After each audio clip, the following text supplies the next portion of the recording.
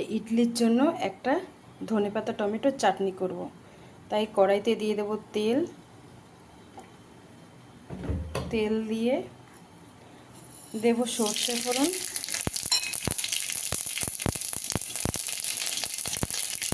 সর্ষেটা ফুটে যাবে, আমি দেবো শুকনো লঙ্কা, তার মধ্যে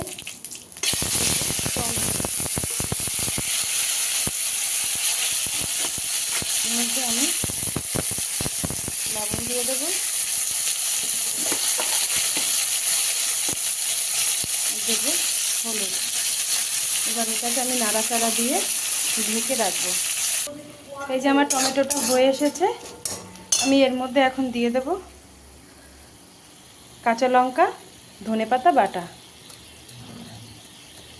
দিয়ে। চাটনিটা কিন্তু খুব টেস্ট হয়, খুব।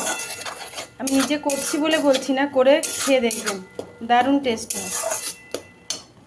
যে খেয়েছে, যারা যারা আমার আত্মীয় স্বজন খেয়েছে, সবাই বাও বলেছে। এবার এর মধ্যে কাঁচা তেল দিয়ে, একটু বেশি কাঁচা তেল লাগবে, দিয়ে এটাকে আমি ঢেকে 10 মিনিট ঢেকে রাখবো। একদম গ্যাস তেজ করে দেব, তেজ করে দিয়ে ঢেকে রাখবো। একটু শুকিয়ে আসবে, আমি এটা নামিয়ে দেব। চাটনিটা দারুণ খেতে হয়। পরে ইডলি করে একবারে রেসিপিটা আমি দেখাচ্ছি। এই দেখুন আমার চাটনিটা একদম রেডি, খেতে খুব টেস্ট হয়। এই হচ্ছে দেখুন আমার ইডলি, সকালের টিফিন রেডি।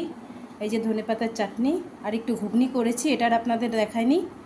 আর এই যে সুজির ইডলি, দেখে বলবেন কেমন হয়েছে।